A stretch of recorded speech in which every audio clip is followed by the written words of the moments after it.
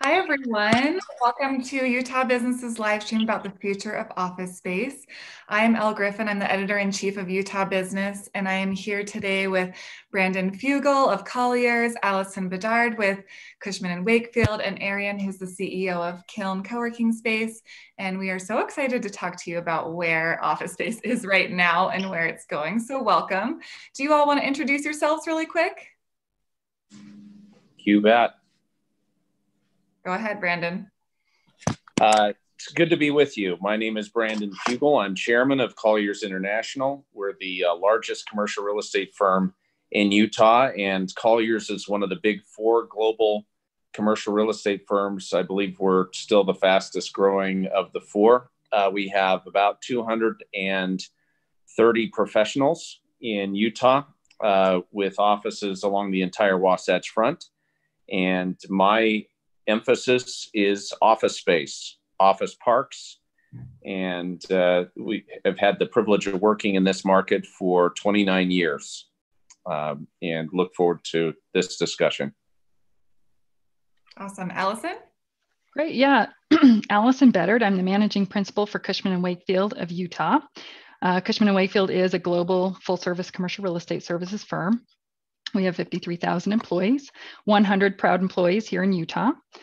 We also in Utah, as a full service provider, we provide asset services and have roughly 15 million square feet under management. So that's also a unique offering that we have in our business here that's been definitely something that we've had a lot of focus on in the last 90 days of getting people back to work and keeping our properties safe. In addition to that, I also come from the office background. I actually started my career with Cushman and Wakefield in Utah 15 years ago and have a background in office leasing. So this should be a great discussion today. Thank you for inviting me and excited to hear from Arian and Brandon. This should be good. Welcome. And Arian?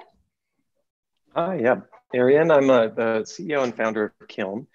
We are a young company, about 2 years old, based here in Utah. I've been working in co-working for 9 years. I've worked in co-working projects across the globe, so from to Tel Aviv to Cape Town, South Africa, all the way back here to Salt Lake City. We have around 250 companies that call Kiln home, about 1,100 individuals that work out of Kiln. We are a co-working and flex office solution. We have locations in Lehigh and Salt Lake, as well as under development in Park City and Boulder, Colorado, which will open late summer and fall of this year. We're really excited about the conversation. We think that while a lot of things changed over the last couple of months, the one thing that hasn't changed is people still want to come together and create great things with one another. And so the relevance of office is still important, and looking forward to talking about it today. It's an interesting topic because there is so much conjecture going on in the media. I mean, you look at any news source and there's, we're going to totally change where everybody lives because Twitter and Facebook are letting everyone work remote, and everyone's going to move out of the Bay Area, and every possible outcome people are imagining. So I want to just start with the tangible. We're only a couple of months into this, but what are you seeing on the ground floor in the last 1 month time period? Are you seeing any kind of shift in the options people are choosing for commercial office space for their businesses, for co-working? Are you seeing demand? What's happening right now on the ground floor? I'll jump in and take that. I mean, we've obviously seen our entire economy and market transition to remote working over the course of the last 2.5, 3 months. Our company is a good representative sample of what has happened in the market, in that, we had to almost overnight transition most of our workforce to a remote working capacity, yet still remain fully operational. And it has been both challenging, but we've seen some encouraging. I don't want to call it results, because it's more about adapting to challenge and being able to respond in the face of challenge. But the overall economy has had to shift dramatically in response to this global pandemic. over the course of the last week or month, as we've seen conditions in some markets improve, including Utah, getting people back to work has been a challenge. I would say that most companies are still, for the most part, especially the larger companies in our Silicon Slopes market here in Utah, are still grappling with, how to appropriately bring their workforce back in the office, and how to really incorporate the right type of health and safety measures to instill confidence and to provide an environment where people feel safe going back to work and also productive at the same time. So I think we're a market in transition. In summary, right now, the answer to that question, over the course of the last week or two, we've witnessed a market that is still in transition and will be in transition really for the next couple of months as we try to get everyone back online. So are you saying that right now what you're seeing is that most businesses expect to just go back to their office space full time in the future? So there hasn't been a big shift at all? I'll let the others jump in here in a moment, but I would say there has been a big shift. On the executive level, most companies right now are reevaluating the way they utilize space in general. I think companies are looking at what functions can potentially be maintained from a remote working standpoint into the future. And there are a lot of key decisions that will be made in the weeks and months to come related to workspace utilization. What kind of density is appropriate? The modular systems environments that we have grown accustomed to over the course of the last few years, how much of that needs to be potentially reconfigured.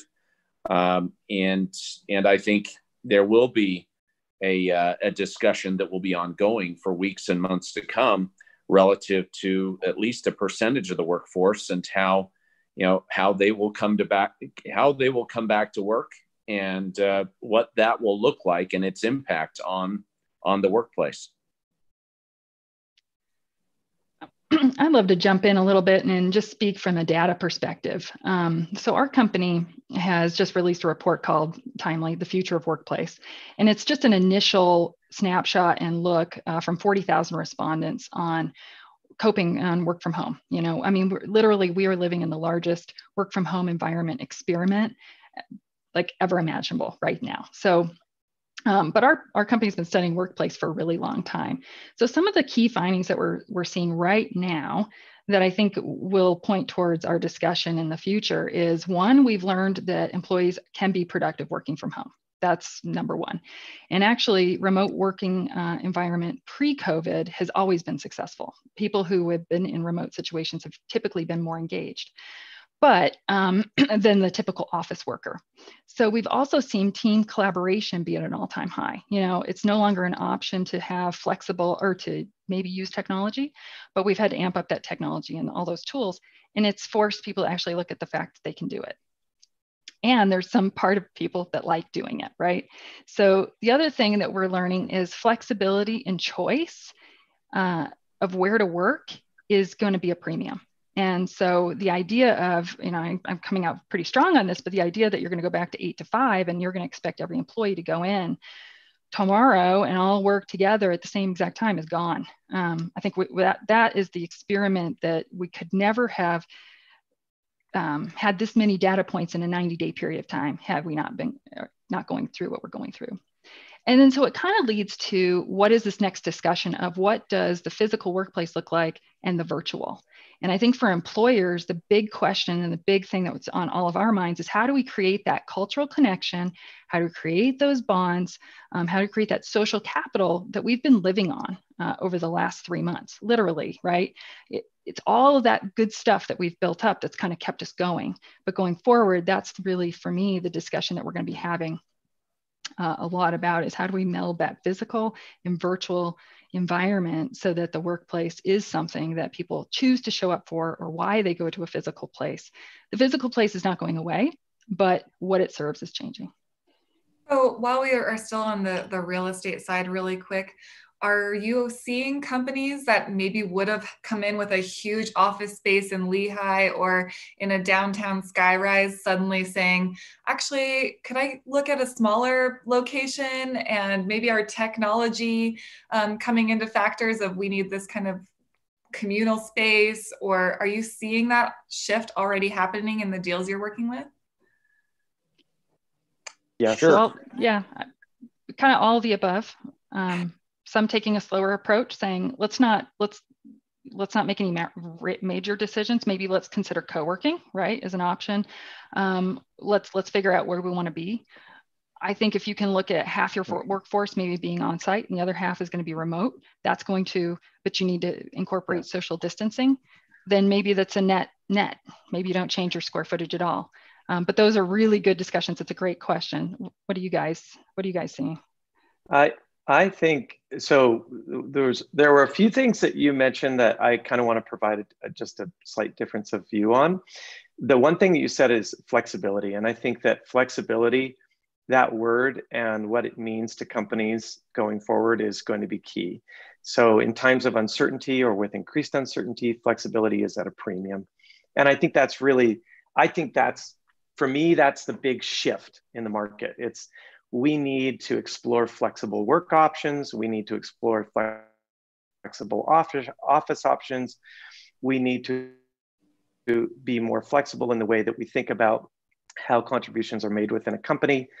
What I think is misleading, can be misleading about the data. There's actually a professor out of Stanford. I'm missing his name right now, but a great Freakonomics podcast, if you look it up, covered an experiment that was done in China during SARS, where they looked at work from home.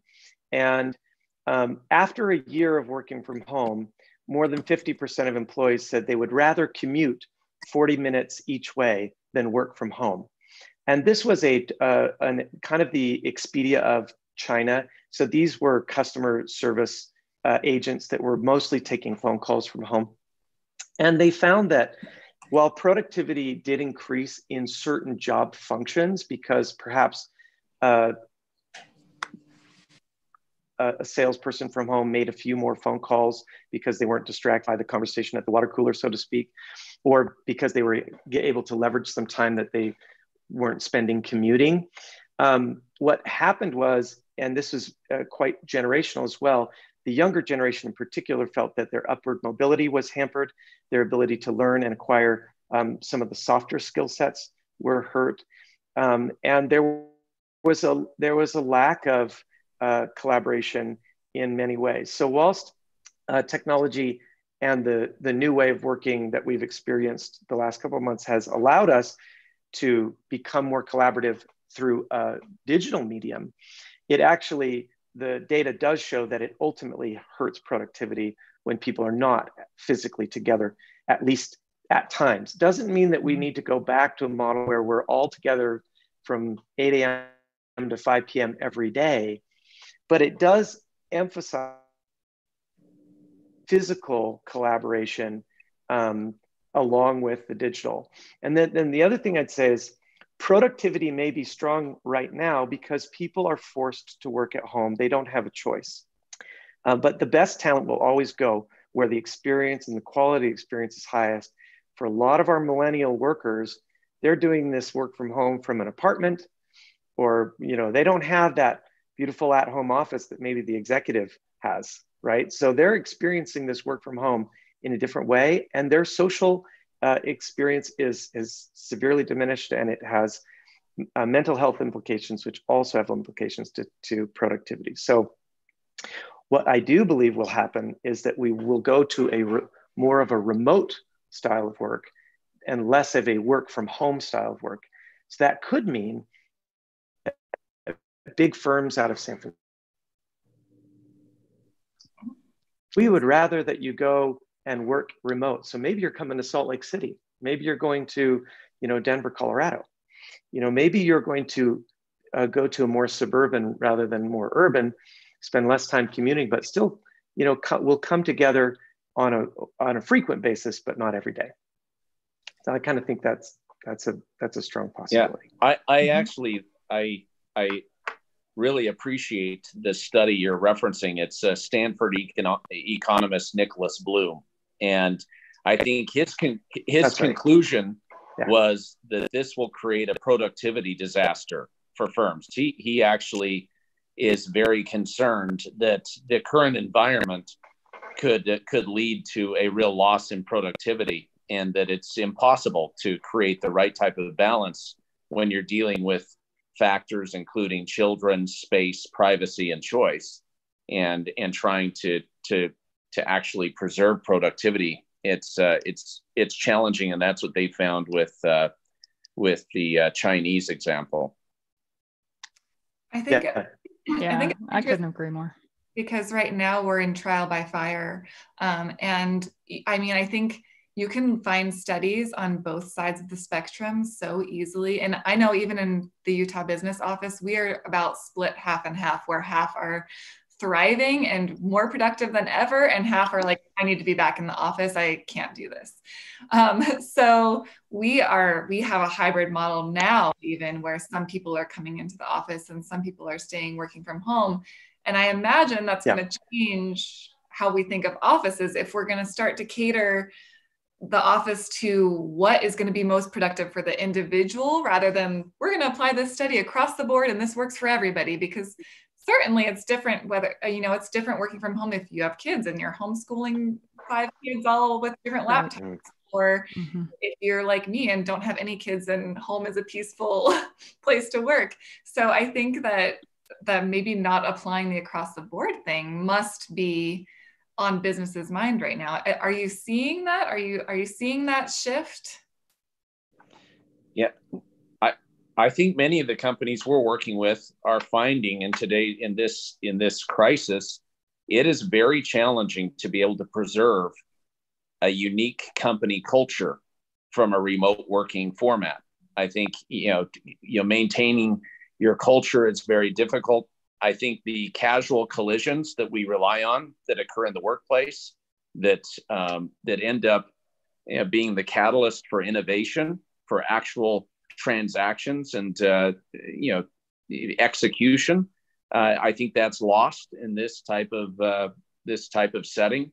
And I think accountability is very difficult to maintain in a lot of cases, depending on the industry. How do you hold people accountable and preserve a corporate culture while in a remote working type of environment? And I think it's going to be challenging. I don't think it's sustainable. So I'll make a bold statement right here that I do not believe that this is sustainable long term, and I believe that companies are going to recognize the benefits of their office space and their workspace more than ever.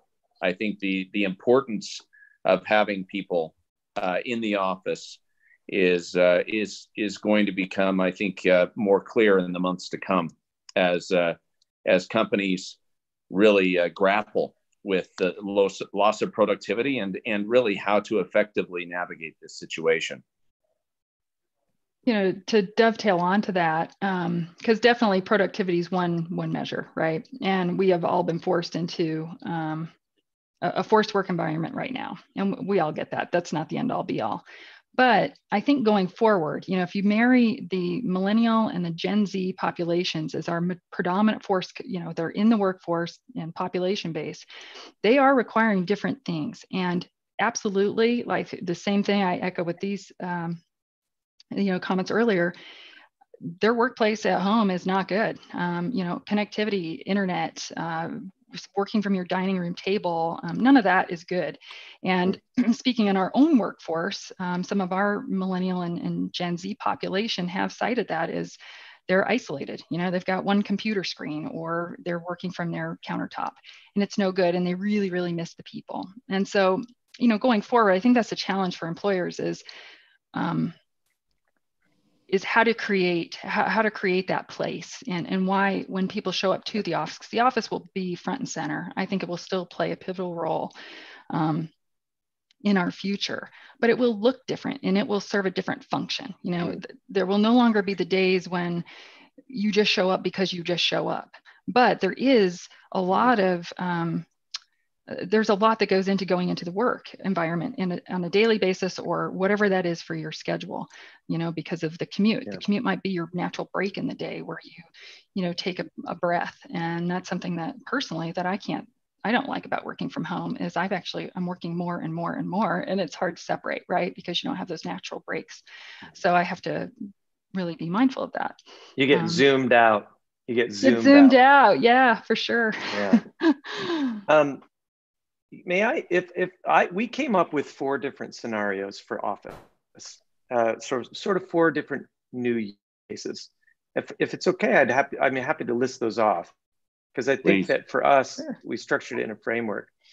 The first one is a base camp for a flexible workforce.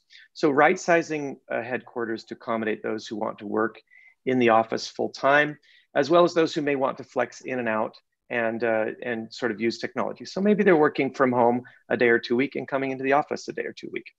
The second is a workplace benefit for a remote workforce.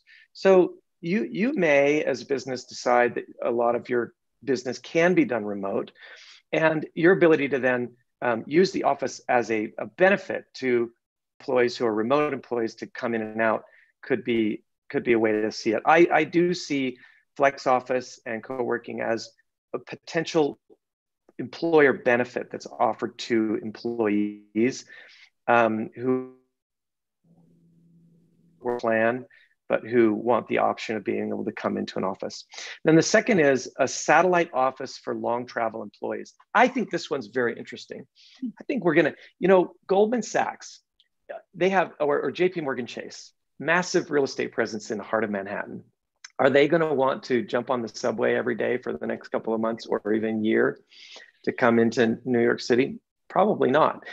I think that we're going to see big firms understand that they can work effectively remotely, and they can fly in for meetings once or twice a month, and they can maintain a strong workforce in suburban markets. So I think we'll see people trend toward lifestyle markets. And I think in Lehigh and Salt Lake, we'll see big firms from out of state saying, let's get a small office for 20 or 30 people where they can work from this kind of a market. We don't have to pay them as much because they're not dealing with the housing costs or the living costs of some of these bigger urban areas. But they can still chime in, and we can work effectively remotely. The last thing is, I think that the office will become a place to gather, and that the collaborative elements of the office, I'm not talking about cubicles, I'm talking about like the whiteboarding rooms that we have. Those are going to become really important, because it's at those, when a team is innovating together, it's when they're actually creating culture. And so you could maintain a remote workforce to a degree if you were coming together regularly enough that you were innovating and creating and ideating with one another. And so I think those 4 scenarios seem to be what we see as sort of the post-COVID world of office. I love the satellite office idea particularly, because we've noticed this even anecdotally, that a lot of people seem to have shifted where they're living right now because of the remote environment. We've been trying to get people to come in for photo shoots for an upcoming event, and people are like, I'm actually not in Salt Lake. I've been spending the past couple months in Michigan with my parents. Or, I went out, my sister flew out from Florida and has been living with me now for 6 weeks. And so I think a lot of people are changing their living environment because maybe they didn't want to live where their office was in the first place, or maybe they wanted to be closer to family, but their job wasn't there. And so to me, I see great value in the satellite office where, hey, you can live where you want, but still have the option to meet with and mingle with other people in your sector, or even in your industry, or at your job. That seems beneficial. Are you seeing that already? Are you seeing companies doing that? Yeah, we are. And by the way, I didn't mention this, but we have about 30%, maybe even higher than that, maybe 40% of our members are back at work now. Okay. But we have definitely seen that. So you guys are open. We're seeing inbound inquiries that are all about that. that are about how do we create a little satellite office for our team. We'll still maintain our headquarters, but we want to have a satellite. Very interesting. I like that. What about you guys, Alison and Brandon? Are you seeing any kind of shift towards a different environment?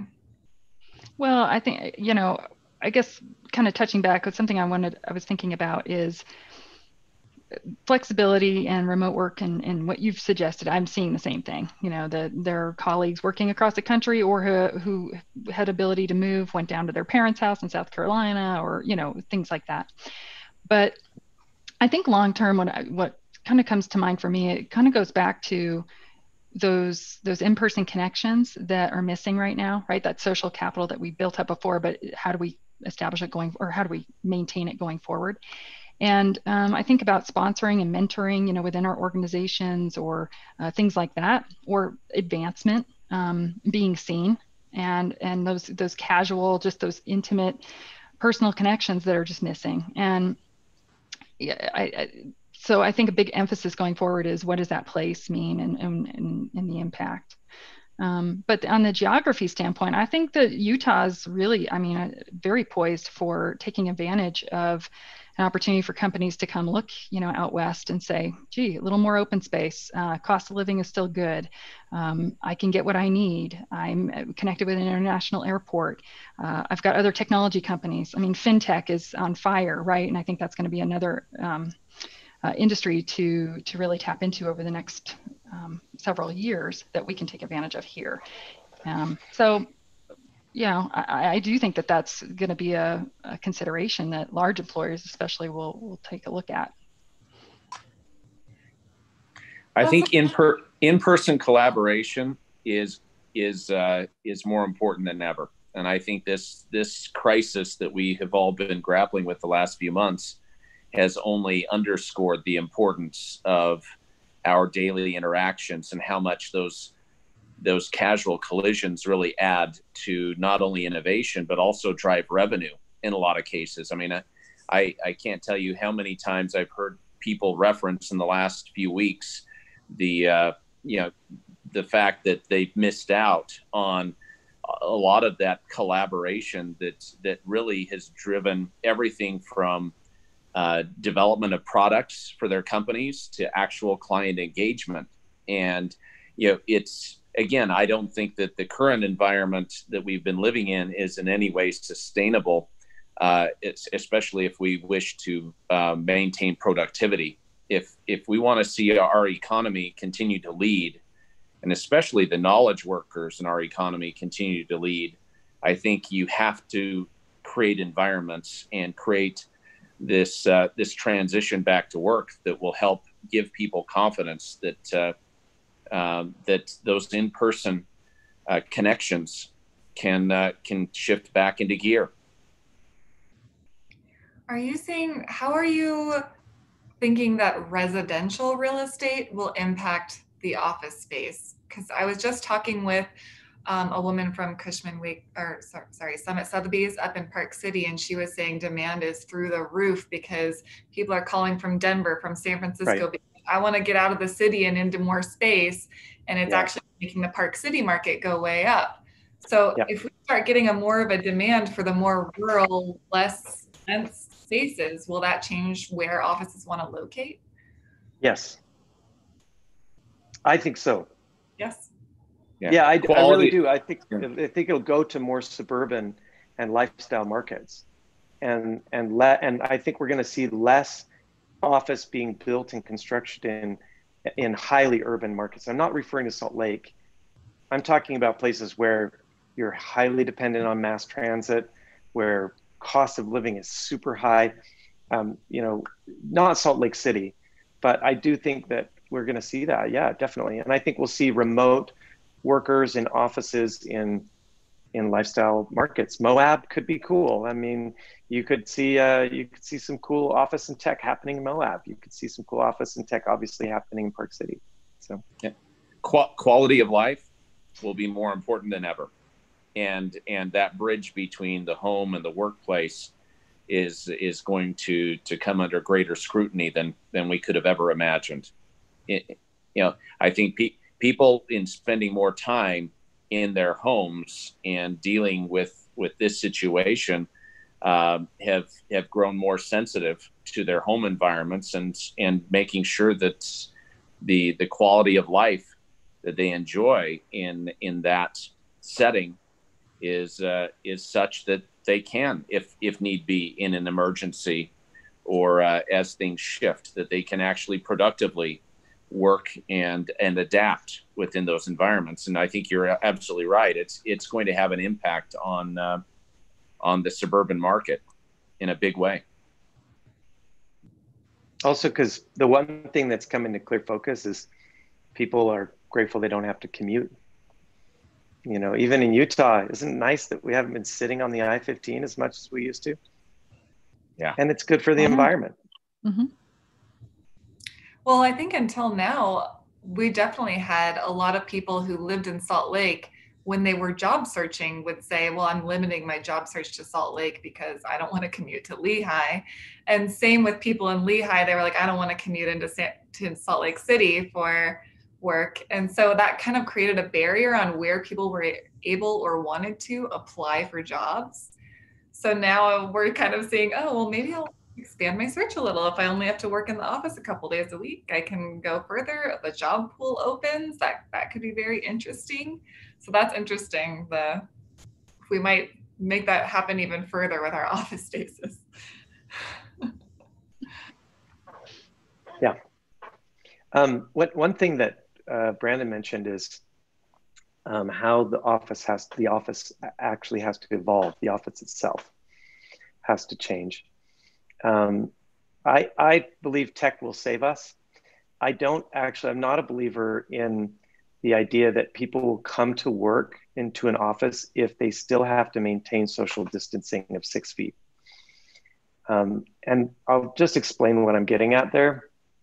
If people don't feel safe enough, if people only feel safe to come to work if there's 6 feet maintained between us, I just don't think people are going to feel safe enough to come to work.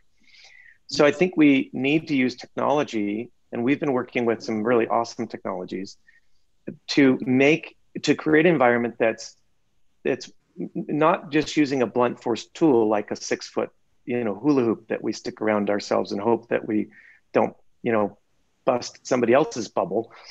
That's not it's ideal if we're out in public, but in the workplace, it's very difficult to make that actually work consistently. And inevitably, you're going to walk past somebody's 6 foot barrier, or something's going to happen where that's not super practical. It's also not financially practical, candidly speaking. The cost of building, the cost of land, the cost of et cetera, isn't going to make it easy for real estate to serve that purpose. So I think technology is the solution. We have for example, we have an HVAC technology that's a military grade RGF technology that is UVC and plasma. It ionizes the air and it uses positive ions and oxidizers to neutralize germs on surfaces as well as in the air, and has been shown to actually neutralize a sneeze within 3 feet up to 98%. There are technologies like this that can be implemented in the office. I looked at a technology yesterday that's a surface applied technology that actually can last up to a year and kill bacteria or viruses on surfaces. So there's new technologies that are coming that will help office providers to be able to create a safe environment where people can come and feel safe at work and still enjoy that collaborative environment that we're used to, that's human, and that doesn't involve us putting a 6 foot bubble around ourselves.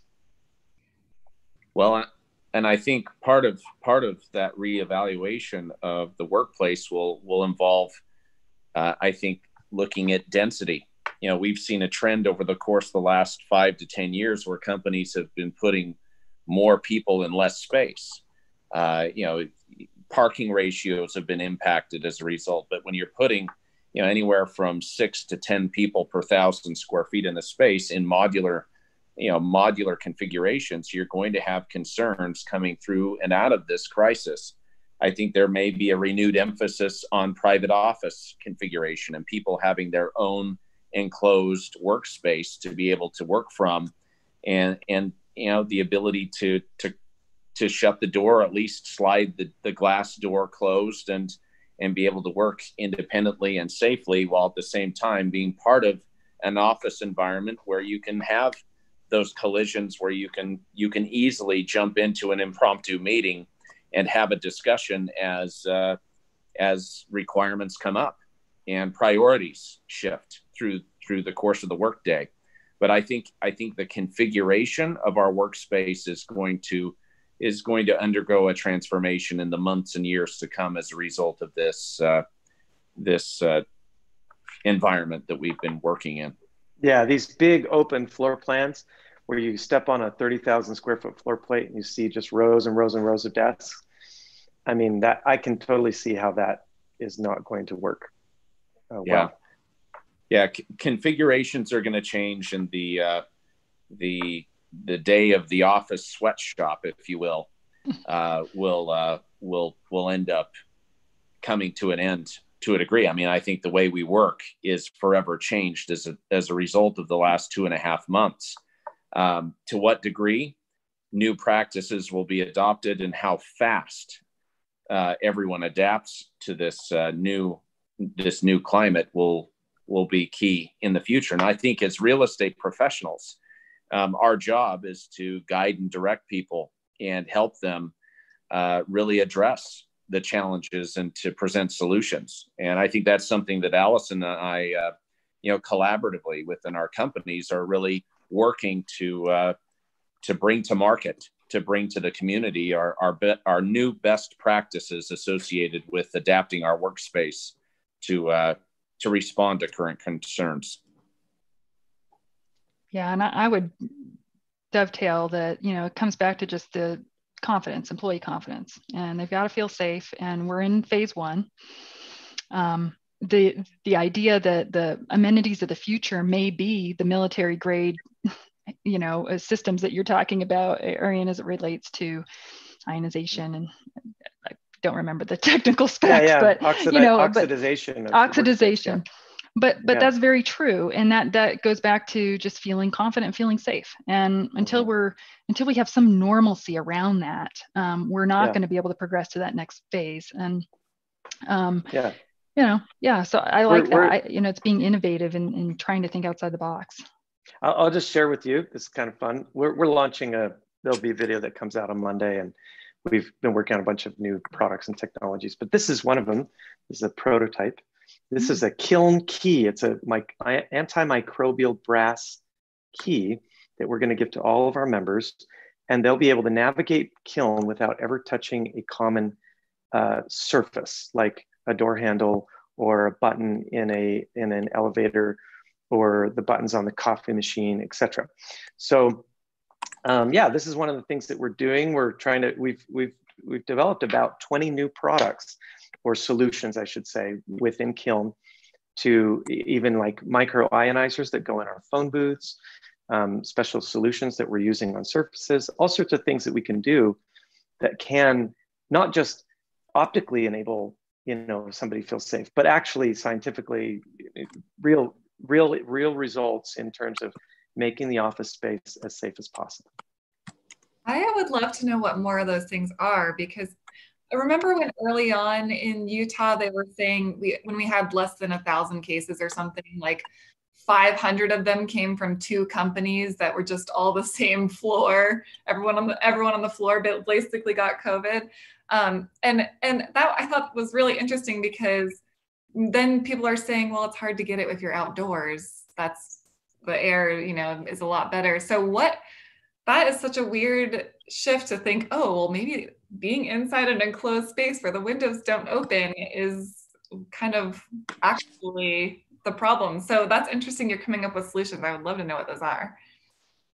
Well, I'd love to know more too, because that, over the last 10 years, it's all about touch screen, touch this, touch that. And now we're like, okay, scratch it. We got to start over. Let's think voice. Let's think anything that, you have a touchless Alexa, environment. please pour my drink. Exactly. So, which, is really exciting. It's actually spurring an innovation streak that candidly, I feel like we've just not been, I don't know, just hasn't felt like we've had the supercharge that we have now. And that might be one of the silver linings we get out of this, if we can look at it as a positive. Yeah. So I like the key, Arian. Very cool. He does. I think one of the most wonderful things that this will actually bring about is a higher quality of life, ultimately, for people. And I think that it will mean that we can start to address environmental issues in a better way. The idea that everybody in a company has to commute into a company headquarters that's, 50 stories. Now, we don't necessarily have that as much in Utah, but we do have company headquarters in Utah, and we do have people driving from all parts of our valleys to get to one specific spot. I think that we'll see just greater flexibility. And we may, I think Brandon makes a really good point. We actually can, it's density is an issue if we're all there all at the same time. But what can happen is companies can rotate in and out. So, and we need to be a little less possessive about the desk maybe that we sit at, meaning this is my workspace. And even when I'm not here, this space is being consumed by me, even though I'm not in the office. So I think we could see floor plates like these big open floor plates. They might reduce the number of desks, but the same number of employees are still coming in, but they're rotating in and out. You might come in on Monday and Tuesday. You might come in on Wednesday, Thursday, who knows? But then some of that that big, those banquettes of desks may actually become collaborative workspace. And that collaborative workspace will become even more important. So it's not necessarily that companies will need less space. Could be the case, but not necessarily. But they may actually need to rework the way they think about how their space is laid out and the purpose of that space. Is it just so that somebody has a computer and can knock out a bunch of calls? Or is it so that teams can really come together and collaborate? I have a follow-up question to that, because how will that change parking spaces if there's less people in the office, if we're rotating in and out? Will we need to build as big of parking garages to accompany our buildings, or have as big of lots to accommodate those businesses? No, not at all. In fact, I think as we reevaluate density, employee density in spaces, it is going to have, I think, a positive impact on parking ratios and the sea of concrete, if you will, that we see associated with office parks and whatnot. I think space utilization is going to have a direct impact on that.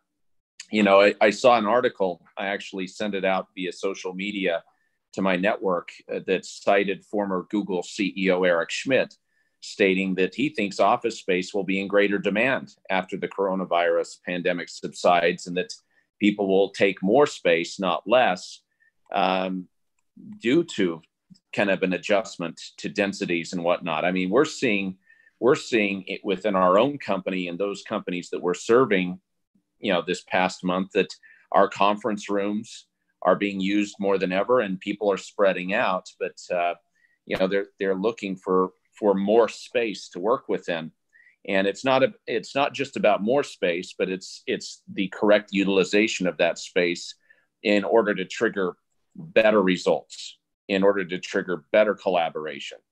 And I think as an employer, a lot of CEOs and HR directors are going to be taking a very close look at, what is the optimal workspace environment that it will not only encourage better productivity and interaction, but also, also accountability. I kind of mentioned that earlier. I think it's very difficult to maintain a unique corporate culture or accountability in a sustainable manner in today's crazy COVID environment. And I think coming up with some good creative solutions in transitioning people back to the workplace with confidence will be a big part of the future. That's interesting. Yeah, we could have bigger office space for less people in at a time with less parking available because of that. That's an interesting shift.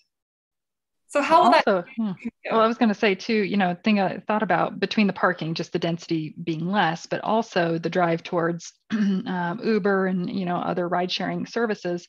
If you know that your time is scheduled for certain days and you're a bit more deliberate about when you go, does that also open up an opportunity to then get a bit more strategic with being more environmentally sound or doing a ride share or not having a car or, things like that? I don't know. I mean, it's just food for thought, but I do think that will continue that trend will continue. Yeah. Yeah. That's one thing we haven't touched on yet is the nature of the underlying finance in real estate and the lease structures. So we have two brokers on the phone. I will just say that before this happened, I was sort of the mindset that I thought brokers could be replaced through technology. After this, I'm more of the mindset that the brokers are going to be a more crucial part of deal making, because I think deal making is going to become more complicated. I think it'll become more flexible. I think that companies will look for greater alignment with where their revenues are going and where their lease rates or their underlying liabilities stand. And so naturally there's this idea that we want to get to more flexible lease terms, maybe shorter terms. The challenge with that, as these two great people will be able to explain very quickly, is CapEx. So if you don't commit to a long-term lease, it's very difficult for a landlord to finance the CapEx for you to be able to create the environment that you want. And it's also very difficult for a landlord to get the financing that is required when you have short-term leases that may not be with high credit tenants or short-term leases in general. So I'm really curious to know, I'm not, I hope it's okay that I'm asking a question, but I'm very curious to know from Alison and Brandon what you think that future looks like. Do you think landlords will all be able to convert to 12-month leases, or how do you see that evolving? Oh, impossible. And you're absolutely right. CapEx, I mean, the very real tangible cost of underwriting office buildings and tenant improvements, you can't do that within a 6-month or 12-month term. Lenders require long-term leases in order to underwrite these deals with the landlords and the developers. And I think, that's going to be something that will be a big part of the discussion going forward. But I think you brought up a point that is absolutely true. And I think the role of trusted advisor, the role of the broker or the real estate professional in helping to create solutions and coming up with creative out of the box thinking and really addressing each company's strategic facilities planning process is going to be critical. And you can't automate that process. You can't automate the process or commoditize the process of identifying the most efficient workspace and being able to navigate the very treacherous minefield of economic concessions and terms associated with every unique type of lease. Every and company, landlord, not just the lease, but every unique kind of landlord.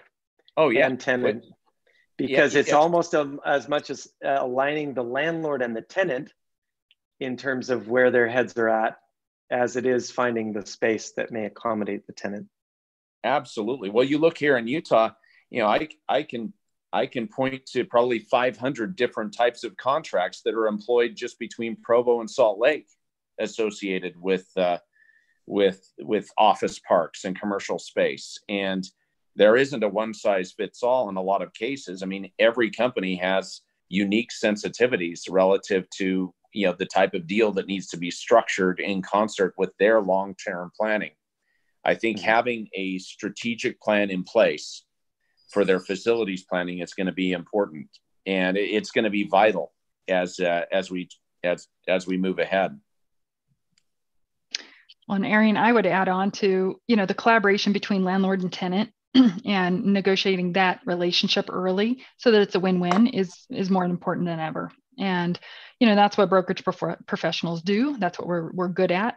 For any company navigating in the woods without any direction or looking at what's going on around them and using the data and analytics and the experience that, that Brandon's company, our company, all brokerage professionals and commercial services firms offer is more important. But also it's building in flexibility for the tenant. So to your point, having a thoughtful discussion with the landlord, understanding that landlord and tenant, landlord needs what he needs or she needs on a long-term commitment, but maybe building in flexibility on the tenant side. And so we're seeing a little bit of that. I will be very curious. I'm going to leave this open for the group. Is before we get to the longer term discussion, is the sublease space that's going to be coming online. Also, that we're seeing now. We kind of thought that 90 days ago it was like, okay, we're going to see sublease pop on the market. We didn't see it right away. Now we're starting to see it. Maybe that's for another discussion, but I would love to see where that takes us, because that will also affect our market dynamics and also that flexibility between landlord and tenant working together. Well, that is interesting that you're seeing an increase in subleasing right now. Yeah, more space coming on the market that will compete with direct lease availabilities. So also the more flexible that those are, the way that the spaces are either being delivered to the market, they're either in shell condition or they're maybe in a very open format. But so it might be easier to lease out. So maybe an opportunity for companies coming in that want to look at Utah.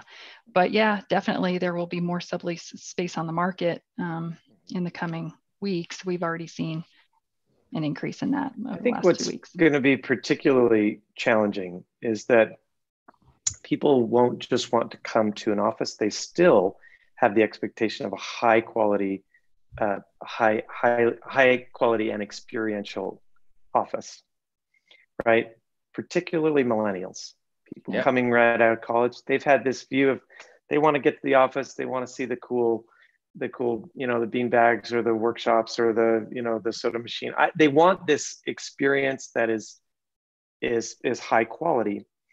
And companies are going to want to make sure that that experience is high performance, that it really performs in terms of impacting productivity. And now, not just productivity, but wellness and well-being, and not just physical wellness, but mental and emotional wellness. And so that's complicated to build that physically. And it does require capital. And so it does mean that if you're taking on a sublet space, that many of these spaces were probably 5 years into their lease or something like that, they are going to require conversion to meet the expectation of the employee. And that's where it gets complicated. Mm-hmm. Right. Well, and I think having inspirational spaces, it's going to be important. Our workspace should inspire our employees to innovate and to drive ultimately revenue. And that's what our economy is all about: innovation and driving GDP. And how do you do that more effectively in today's environment? Yeah. I will say I'm not sure that I think that's entirely accurate. Just because we do the best companies to work for every year, and we send out these surveys to the employees of hundreds and hundreds of companies, and they fill them out in depth about their company and what makes their company a good or bad place to work. And our team reads through those all in like great detail. And every year, the thing that comes back the same every single time is what employees want from their workplace is not the aesthetic, but the flexibility.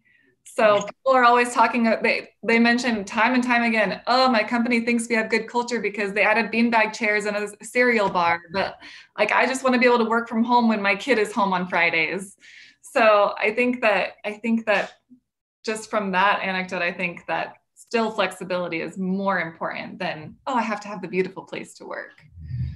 Well, everyone wants to have their cake and eat it too. They want to have absolute flexibility, you know, and and they want to have the sexiest workspace when they are in the office, and you know, access to amenities and everything that enhances quality of life. And I think, you know, we as consultants and also employers have our work cut out for us in order to make sure that we are in tune with exactly, you know, that which our people need.